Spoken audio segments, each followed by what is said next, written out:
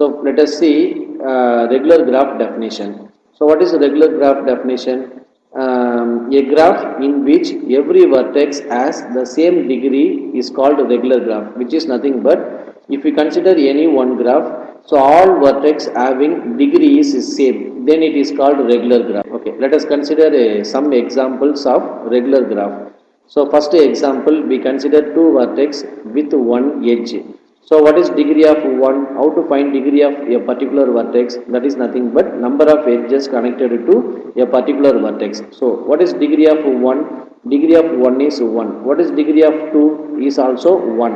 So therefore this is called one regular graph. Okay, so degree is one, so we consider one regular graph. Next example, we consider three vertices and three different edges, u to v, u to w, v to w. So what is degree of u? Degree of u having degree is 2. What is degree of a vertex v? Degree 2. What is degree of a vertex w? Degree is 2. How to write degree?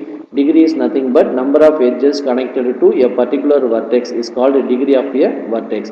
So here each all vertex having same number of degree, which is nothing but degree is 2. Therefore this is called two regular graph. Okay, so next one we consider four different vertex with some different edges. Okay, you see what is degree of a vertex? Having three edges are there, so degree is 3. Degree of a vertex b also 3. Degree of a vertex d also having three edges, therefore degree is 3. Degree of vertex c also degree is 3. Therefore all the vertex having what? Same number of degree. Therefore this is called a three regular graph.